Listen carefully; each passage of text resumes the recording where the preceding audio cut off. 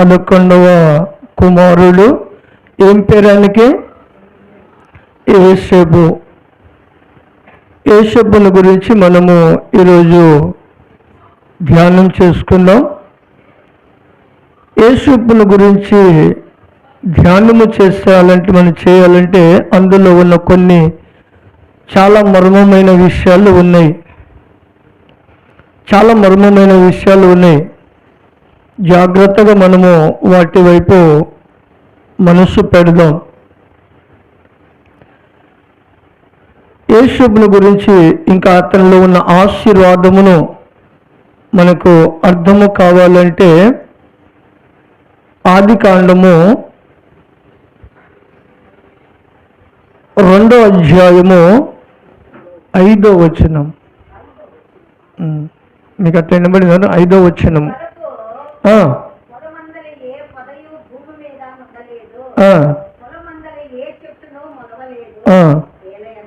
ఎలైనగా దేవుడైన యెహోవా భూమి మీద వాన కురిపించలేదు, నేలను సేద్యపరచుటకు నరుడు లేడు. అయితే చాలు. ఇక్కడ మనం ఈ మాట గమనించినప్పుడు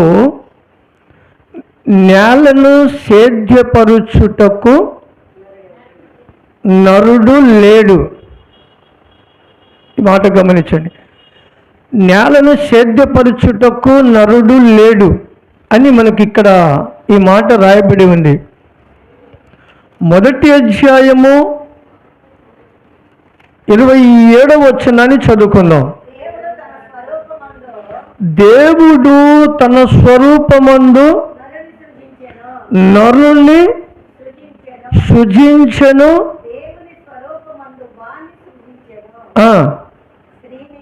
స్త్రీనిగాను పురుషునిగాను వారిని సృజించెను. చాలు. ఇక్కడ ఏ మాట రాయబడింది? స్త్రీనిగాను పురుషునిగాను దేవుడు సృజించి ఉన్నాడు. స్త్రీనిగాను పురుషునిగాను దేవుడు చేశాడని 1వ అధ్యాయంలో రాయబడి ఉంది. 2వ అధ్యాయం వచ్చేసరికి ఏమి రాయబడింది? నేలను సేద్యపరచుటకు నరుడు లేడు. ఇప్పుడు ముందు 1వ అధ్యాయమా 2వ అధ్యాయమా? 1వ అధ్యాయం మొదటికి వస్తుందా? 2వ అధ్యాయం మొదటికి వస్తుందా?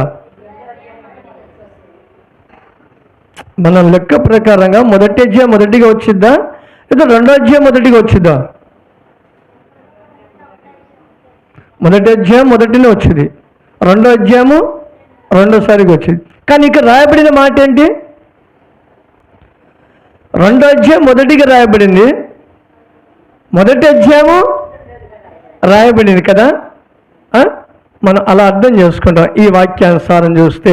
కానీ దేవుడు ఇక్కడ ఇచ్చిన ఒక ప్రాముఖ్యమైన విషయం ఏంటంటే, నరులను సృజించక మునుపే ఈ 2వ అధ్యాయములో ఉన్న సారాంశము ముందుగానే దేవుణ్ణి మైండ్లో పెట్టుకున్నాడు సృజించాలి అని.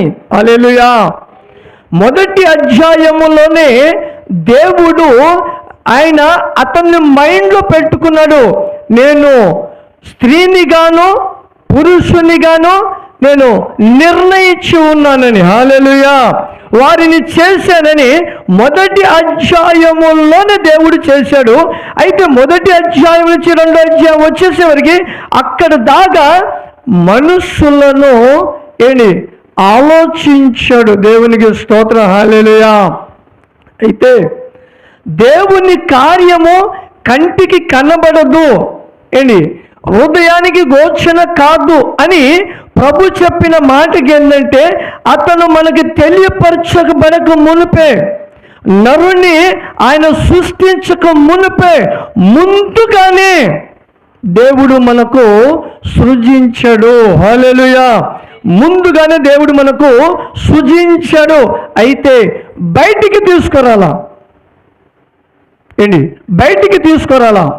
దేవుడు బయటికి ఎందుకు తీసుకురాలేదంటే ఆయన అన్ని రకాలుగా ఆలోచించి కాలము పరిపూర్ణమైనప్పుడు తన కుమారుని పంపిస్తానన్నాడు కదా.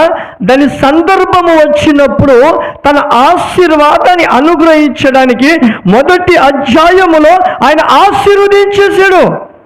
అలాగనే మన ప్రతి ఒక్కరికి కూడా దేవుడు భూమి మీద పంపించక మునుపే, గమనించండి, దేవుడు మన అందరినీ భూమి మీద పంపించక మునుపే ఆయన మనలను ఆశీర్వదించి ఉన్నాడు. హల్లెలూయా.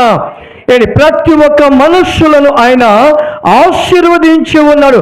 ఎలా ఆశీర్వదించాడంటే ఆయన మీరు ఫలించి అభివృద్ధి పొందండి. హల్లెలూయా. మీరు ఫలించి అభివృద్ధి పొందమని దేవుడు ముందుగానే నిర్ణయించాడు. అందుకనే ఆ నిర్ణయములో నిలబడనీయకుండా దుష్టుడు అనేకమైన రకాలుగా ఆలోచనలను కలిపివేసేసి ఆ ఆశీర్వాదాన్ని పొందనీయకుండా దూరం చేస్తూ ఉంటాడని ఈ యేసపు జీవితంలో చూచినప్పుడు ఆయనను ఆశీర్వదించాలని ఎప్పుడు ఆశీర్వదించాడు దేవుడు? తనకి దర్శనం ఎప్పుడు చూపించాడు దేవుడు? దర్శనము ముందుగా చూపించాడా, లేకపోతే తనని ఆయన ఆశీర్వదించిన తర్వాత దర్శనం చూపించాడా? ముందుగానే తన నిర్ణయాన్ని తెలియపరిచాడు. నేను ఇలాగున నిన్ను ఆశీర్వదిస్తానని ఆ నిర్ణయించినప్పుడు ఆ నిర్ణయాన్ని బట్టి దుష్టుడు అతనికి అనేకమైన రకాలుగా శోధించడానికి ప్రయత్నం చేశాడు. హల్లెలూయా. ఒక కోణలో దుష్టుడు శోధిస్తాడు, మరొక సందర్భంలో దేవుడు కూడా పరీక్షిస్తాడు. దేవుడు కూడా మనకు పరీక్షిస్తాడు.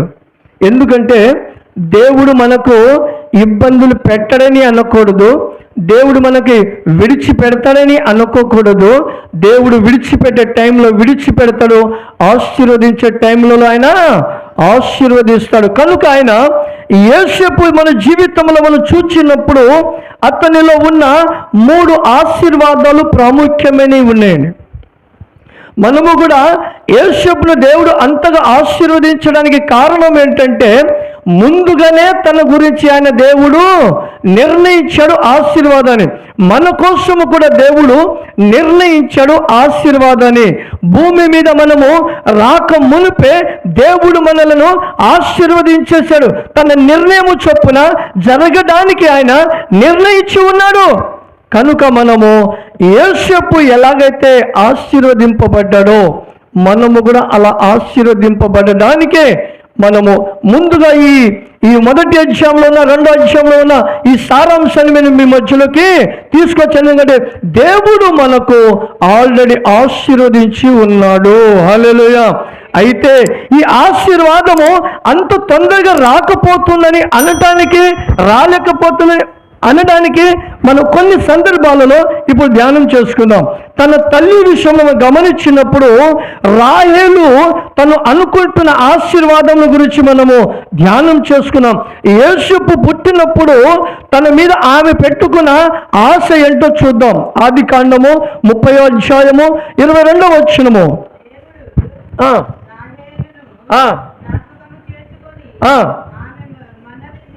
ఆమె మనవి విని ఆమె గర్భము తెరిచెను.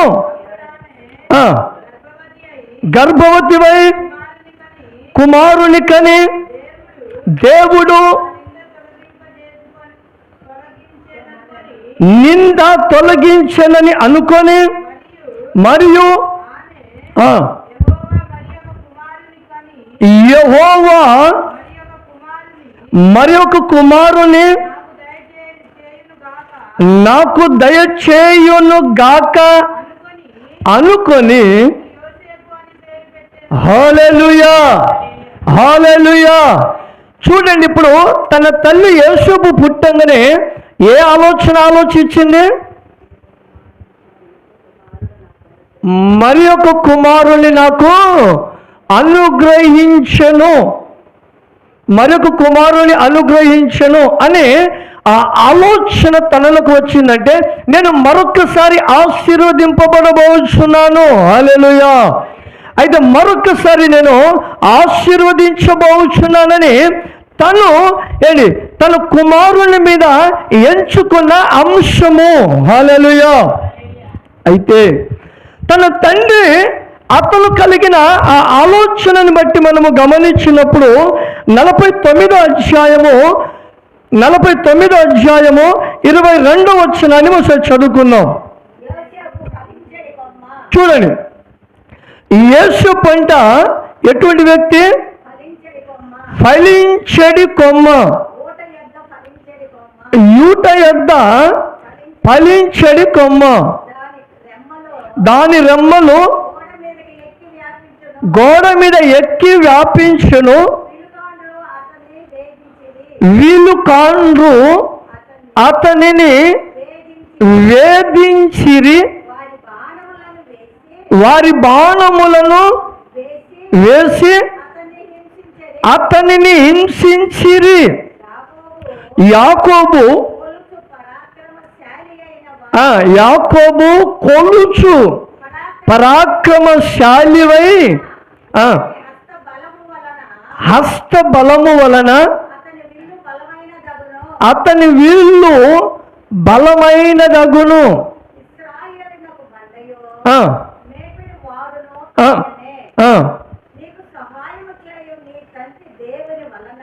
నీకు సహాయము చేయు నీ తండ్రి దేవుని వలనను పైనుండి దీవెనలతోను కింద దాగి ఉన్న అగాధ జలముల దీవెనలతోను గర్భముల దీవెనలతోను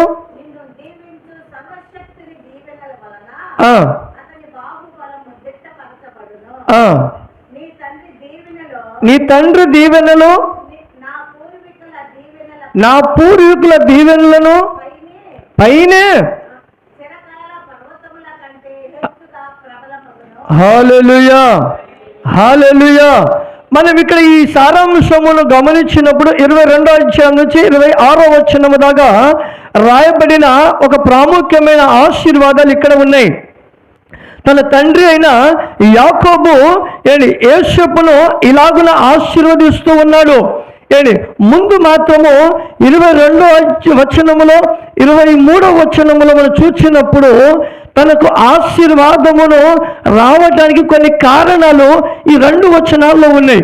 దాని తర్వాత 24వ వచనం కానించి మనం చదివినప్పుడు అతని తండ్రి అంటున్నాడు, ఎవరెవరు ఎలా నిన్ను ఆశీర్వదించారో, ఎవరి ఆశీర్వాదం నీకు అనుగ్రహింపబడాలో ఆ విషయాన్ని బట్టి ఆయన తెలియపరుస్తున్న మాటలు ఏంటంటే 6 ఆశీర్వాదాలను పలికాడు. ఆయన 6 రకాలైన ఆశీర్వాదాలను తను పలికాడు తన తండ్రి.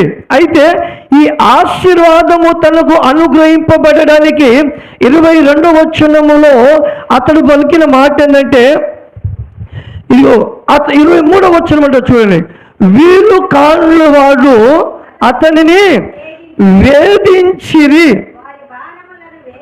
వారి బాణములను వేసి అతనిని హింసించిరి. హల్లెలూయా.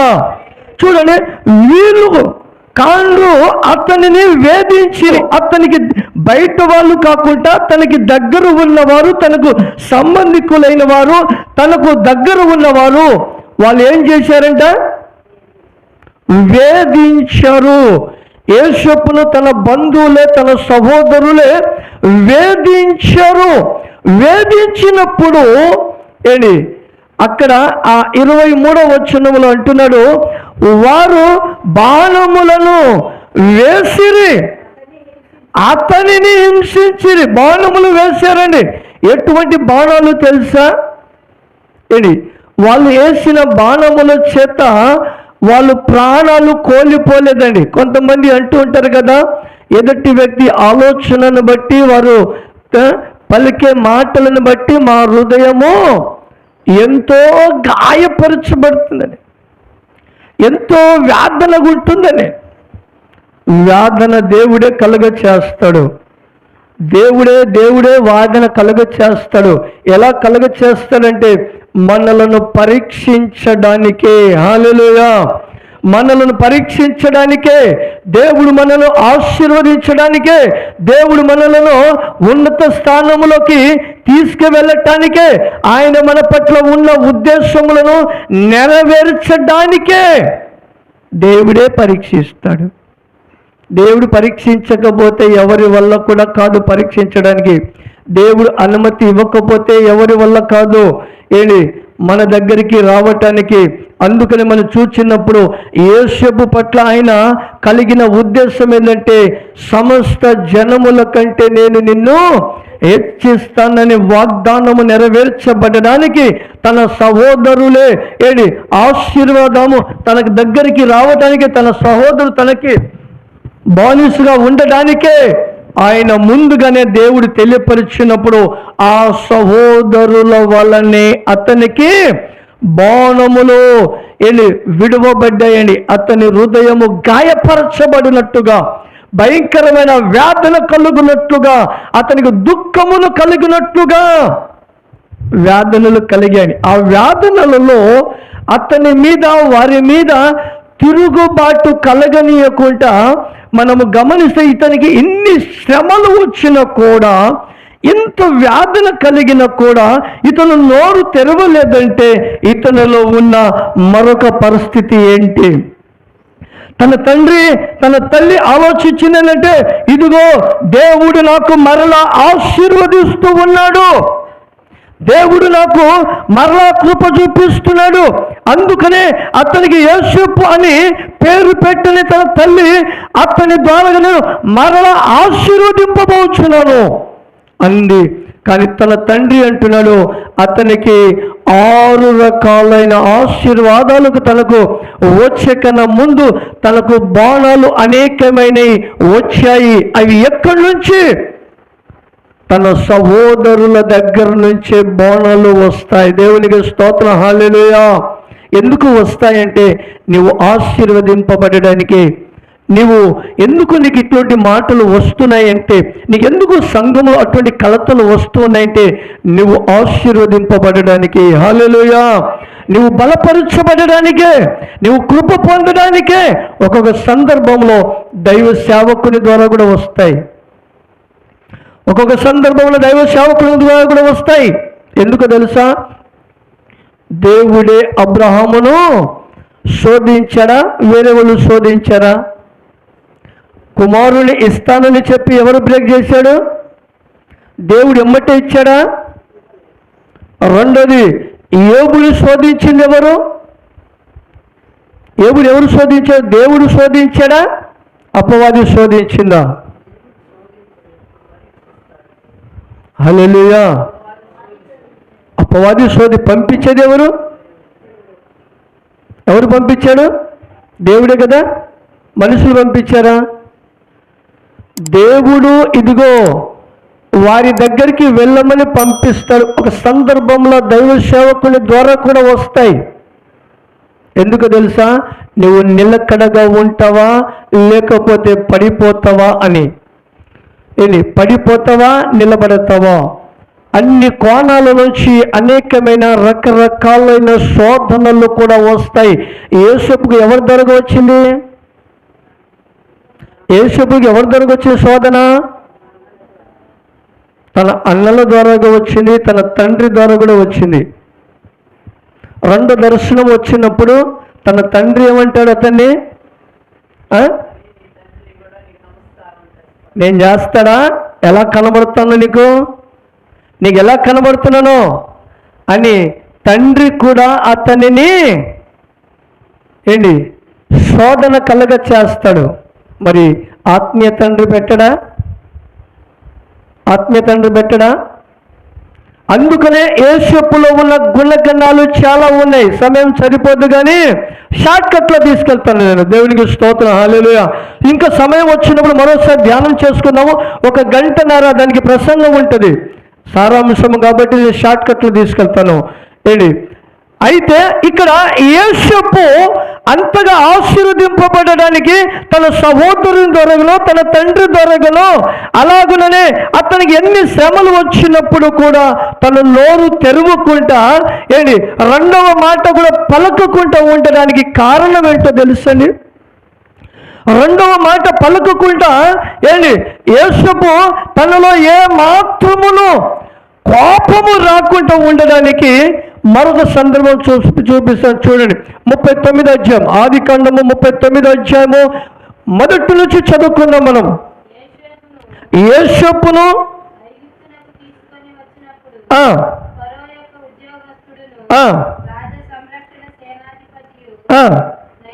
అయినా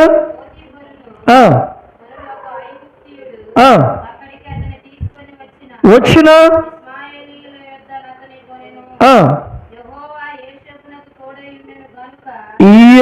యోసేపుకు యెహోవా తోడై ఉండెను కనుక అతడు వర్ధిల్లుతూ హల్లెలూయా, హల్లెలూయా. ఇప్పుడు మనము ఇక్కడ ఈ సారాంశం చూసినప్పుడు యోసేపుకు దేవుడు ఏమై ఉన్నాడు? తోడై ఉన్నప్పుడు.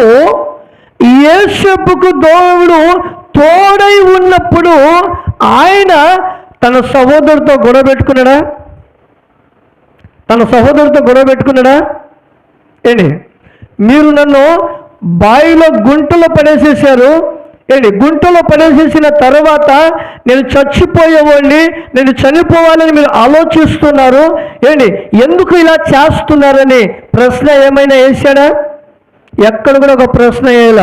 వచ్చే శ్రమ, నింద, అవమానములు అన్నీ కూడా ఆయన భరించడానికి కారణం ఏంటో తెలుసా?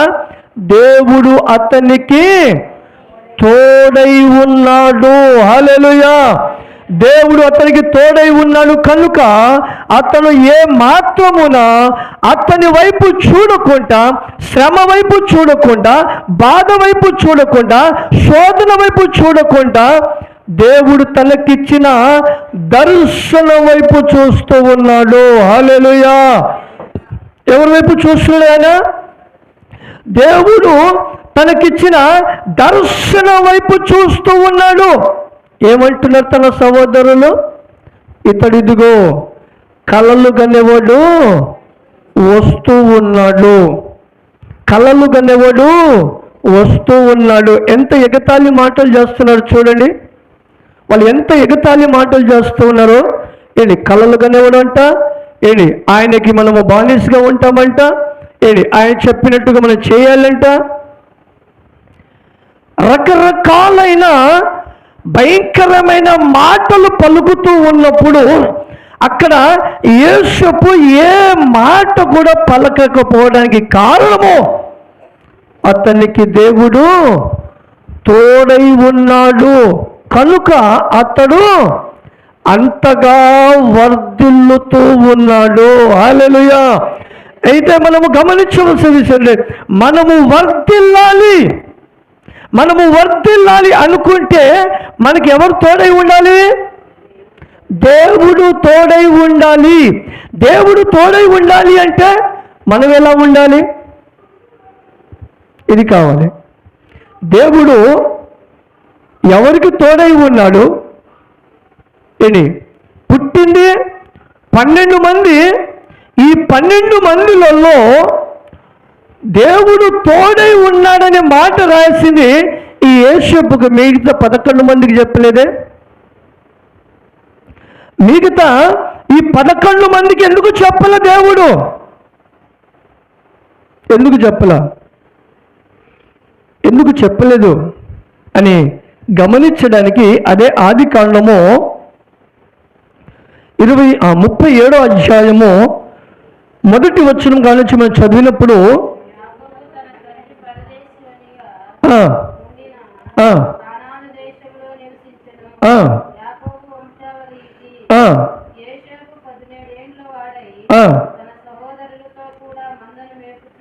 ఆ, చిన్నవాడై ఆ, ఆ, ఆ, ఆ, వారి చెడుతనముల గురించిన సమాచారము తన తండ్రి యొద్దకి తెచ్చుచున్నవాడు. హల్లెలూయా. ఏం చేసేవాడు ఇతను? తన సహోదరుల అందరి చెడుతనములు, ఎవరెవరు ఏ చెడుతనములు చేస్తూ ఉన్నారో ఆ చెడుతనం అంతయు కూడా ఎవరి దగ్గర తీసుకెళ్తున్నాడు? తన తండ్రి యొద్దకి తీసుకువెళ్తున్నాడు. అయితే ఎంతమంది ఆ 11 మందిలలో ఆ 10 మంది తనకన్నా ముందు ఉన్న వారిలలో ఉన్న ఆ చెడుతనం అంతా కూడా చూశాడు. చూసి ఎవరి దగ్గర తీసుకెళ్తున్నాడు? దేవుని దగ్గరికి తీసుకువెళ్తున్నాడు. అప్పుడు దేవుడు మన హృదయ వాంఛనలు ఎరిగిన దేవుడై ఉన్నాడు. మన హృదయ వాంఛనను ఎరిగిన దేవుడు కనుక ఎబ్బెజు గ్రంథములో ఒక చక్కని మాట, ఎజ్రా గ్రంథములో 10వ అధ్యాయములో మనం చదివినప్పుడు అక్కడ ఎజ్రా ఆ ప్రజలందరినీ చూశాడు. ప్రజలందరి స్థితిగతులను చూచి అక్కడ ఆయన దేవాలయము ఎదుట సాష్టాంగపడి దేవుని సన్నిధిలో దేవునికి ప్రార్థన చేస్తున్నాడు. హల్లెలూయా.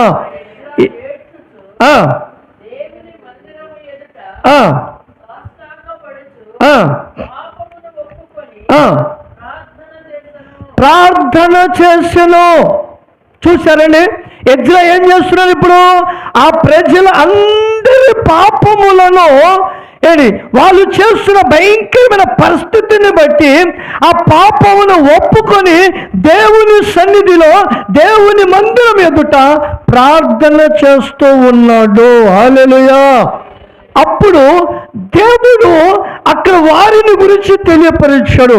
అలాగన మన గురించి కూడా మనం ఏం చేయాలి? దేవుని సన్నిధిలో ప్రార్థన చేయాలి. ఎటువంటి వారై ప్రార్థన చేయాలి? ప్రభు చెప్పిన మాట, నేను పరిశుద్ధుడను. ఏమన్నాడు ప్రభు? నేను పరిశుద్ధుడను కనుక మీరును పరిశుద్ధులై ఉండండి. దేవునికి స్తోత్ర. హల్లెలూయా.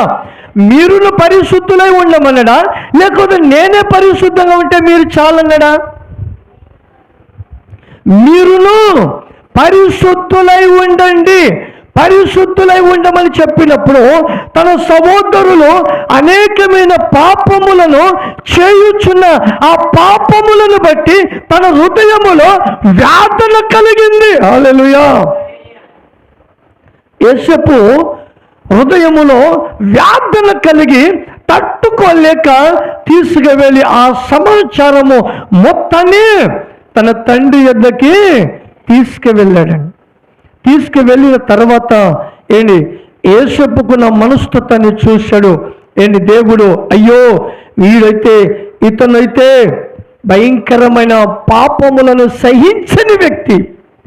అతని ఎదుట ఏ పాపము వేరే వాళ్ళు చేసినా కానీ సహించని వ్యక్తి.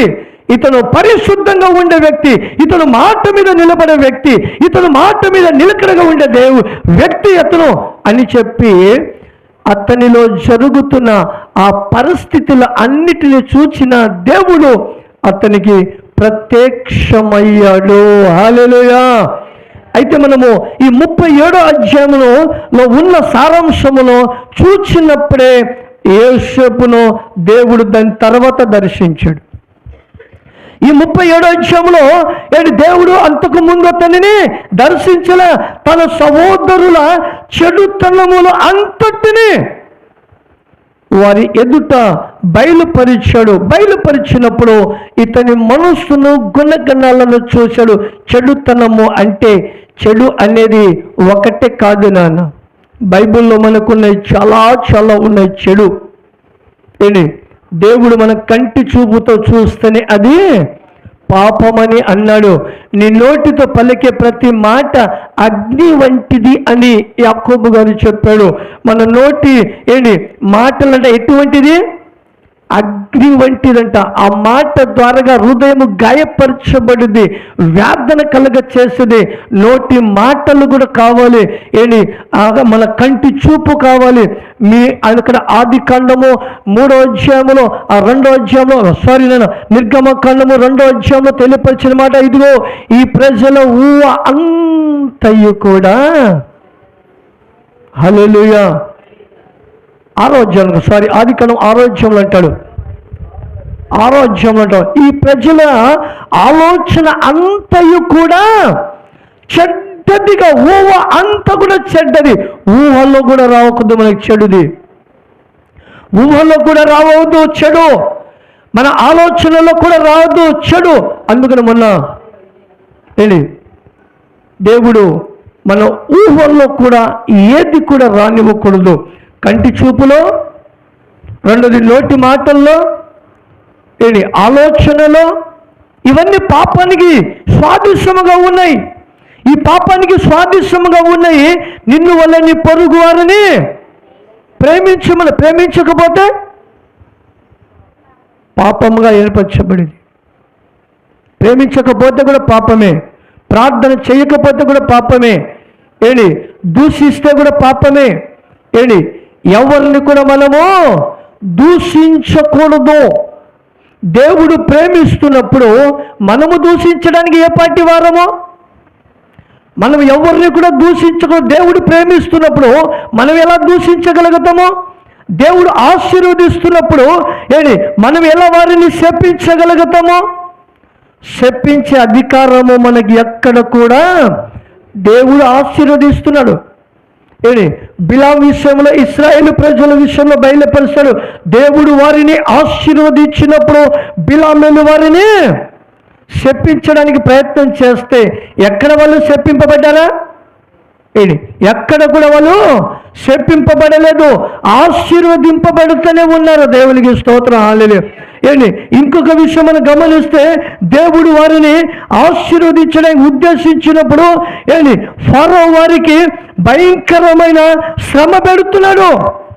దేవుడు వారిని ఆశీర్వదించినప్పుడు, దేవుడు వారిని కృప చూపించినప్పుడు ఫరో ఆలోచించాడు. ఎందుకంటే ఇదిగో, ఈ ప్రజలు అందరూ కూడా మన ప్రజల కంటే ఎక్కువగా విస్తరింపబడుతున్నారు కనుక వారిని మనం ఏం చేయాలి?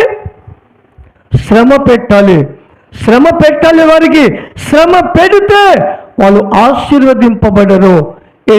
ఫరో ఆ ఆలోచన కలిగాడు, కానీ తన ఆలోచన యావత్తును దేవుడు పక్కన పడేసేసి వాళ్ళు శ్రమ పెట్టే కొలది వాళ్ళు ఏమవుతున్నారు?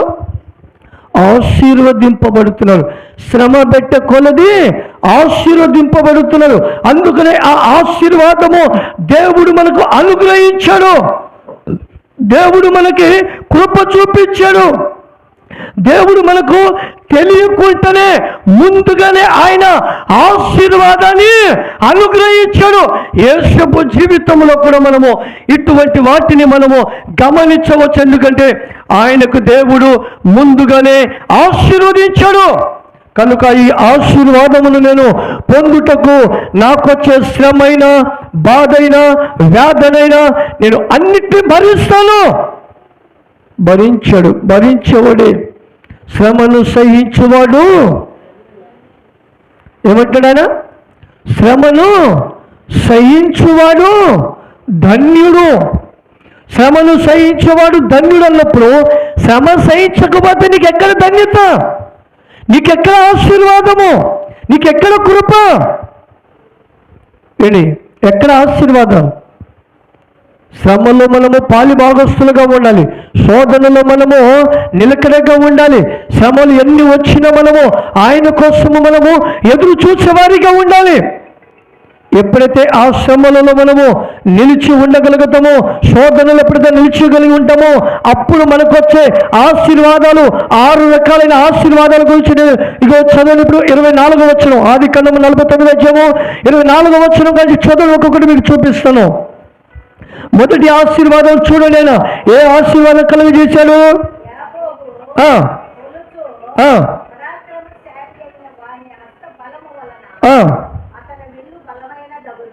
నిన్ను వీళ్ళు బలమైనదాయను.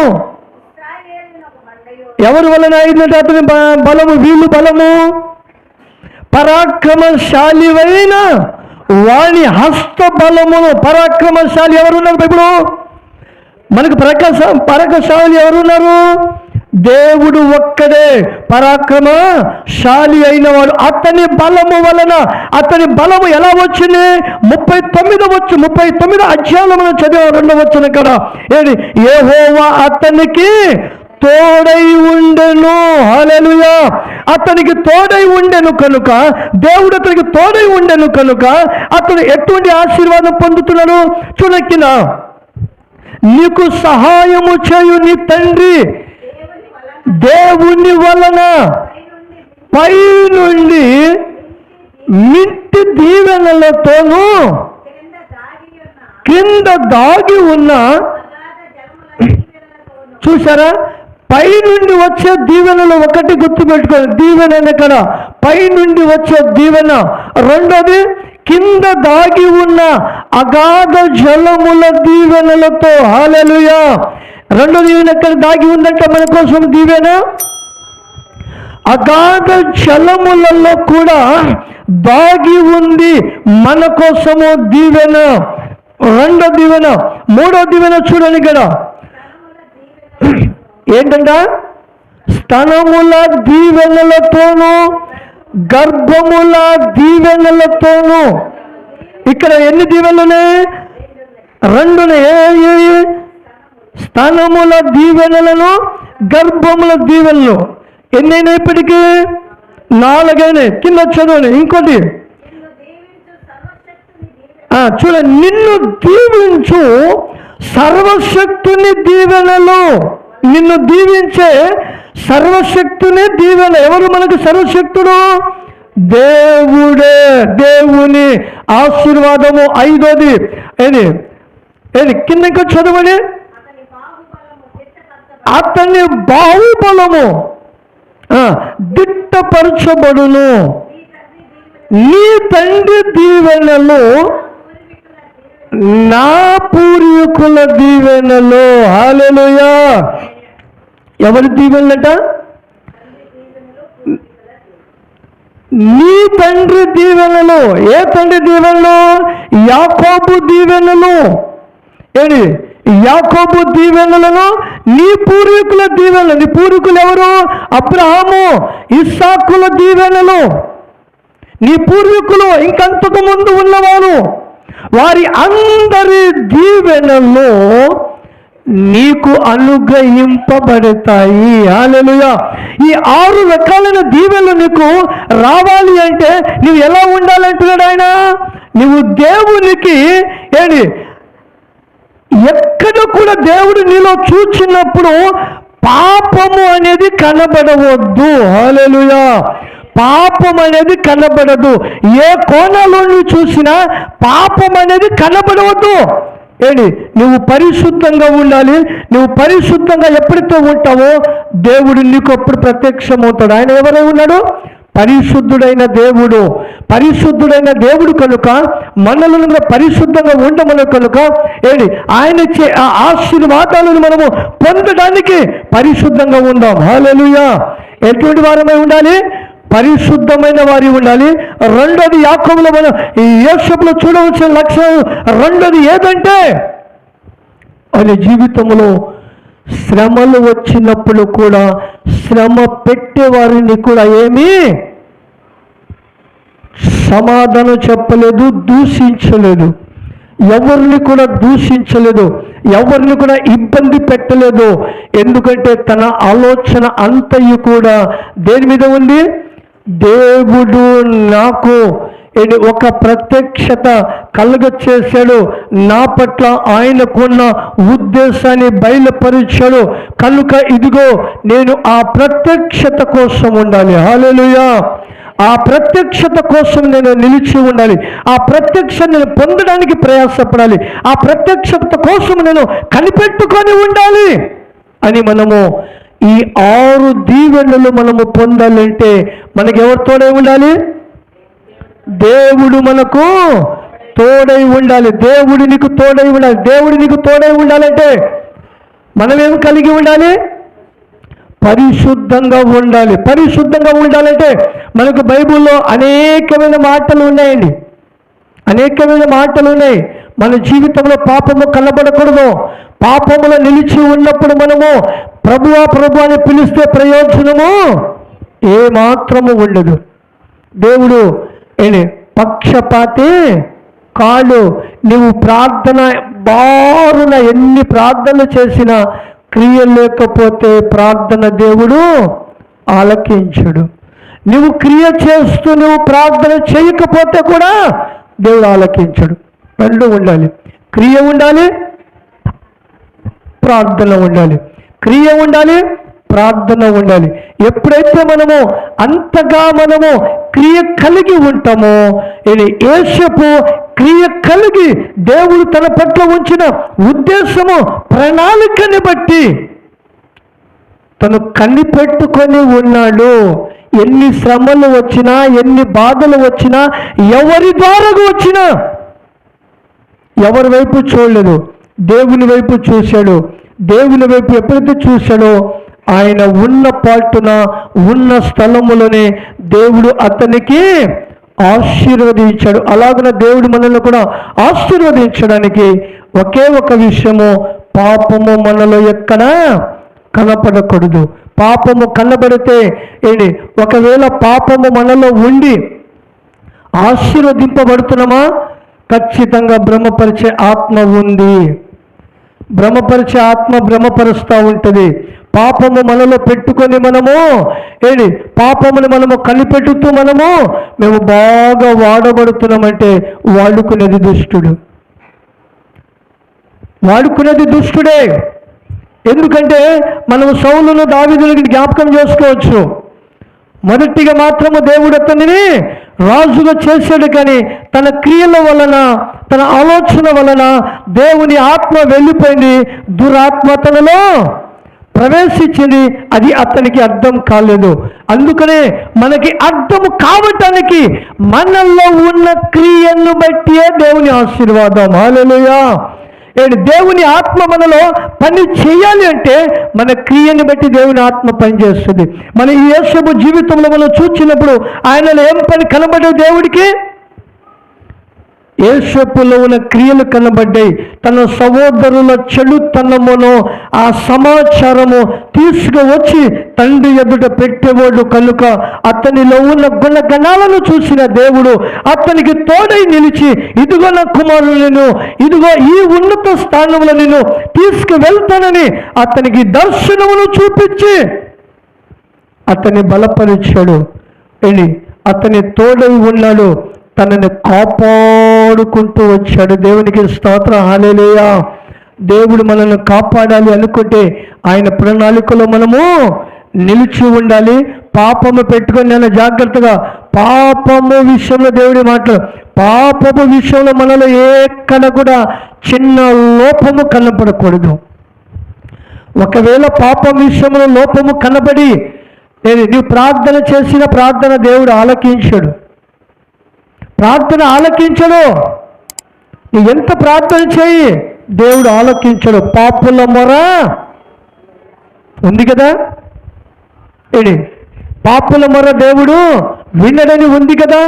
పాపములో నిలిచి మనము ప్రార్థన చేసిన ప్రయోజనము లేదు. మనలో పరిశుద్ధత కనబడాలి, మనలో పరిశుద్ధత ఉండాలి. పరిశుద్ధత ఎప్పుడైతే మనలో ఉంటుందో దేవుడు అప్పుడు కార్యం చేయడం మొదలు పెడతాడు. అప్పుడు తన ప్రణాళిక కలిగి ఉంటాడు. అప్పుడు తన ఉద్దేశాన్ని కలుగుతాడు. అప్పుడు మనకు ఆశీర్వదించడానికి మొదలు పెడతాడు. కనుక మన పట్ల దేవుని ప్రణాళిక కోసము కనిపెట్టుకొని ఉందాము. అందుకనే రోమపత్రికలో 8వ అధ్యాయంలో ప్రభు చెప్పిన మాట, 12వ అధ్యాయంలో చెప్పిన మాట అనేది, ఇదిగో మీరు మీ శరీరములను ఆయనకు సమర్పించండి. మీ శరీరంలో ఆయనకి సమర్పించండి. ఎందుకంటే శరీరము మామూలుది కాదు. శరీర ఆలోచనలు భయంకరంగా ఉంటాయి. అందుకనే మీరు ముందు ఎవరికి సమర్పించాలా? దేవునికి సమర్పించండి. మనుషులను సమర్పించుకుంటే పాపముగా ఎంచబడింది. మనుషులను సమర్పిస్తే పాపముగా ఎంచబడింది. దేవునికి సమర్పిస్తే అది పరిశుద్ధముగా ఏర్పరచబడింది. కనుక దేవుని అప్పచెప్పండి. ఈరోజు దేవుడు నాతో మాట్లాడాడని. ఇంకా చాలా విషయాలు చెప్పాలని ఉంది, కానీ సమయం లేదు. ఎండలు మీరు వినగలగలేదు. కనుక ఒకే ఒక విషయం చాలు. యోసేపు ఆశీర్వదింపబడే ప్రణాళిక. ఎందుకంటే పాపములను ఆయన విడిచిపెట్టాడు. తన పట్ల దేవుడు ప్రణాళిక కలిగాడు. మన పట్ల కూడా ఆయన ప్రణాళిక కలిగి ఉన్నాడు. ఆశీర్వాదం పొందడానికి ప్రయాసపడదాం. దేవుడి మాటలను దీవించి ఆశీర్వదించునుగాక. ఆమేన్. హల్లెలూయా, హల్లెలూయా.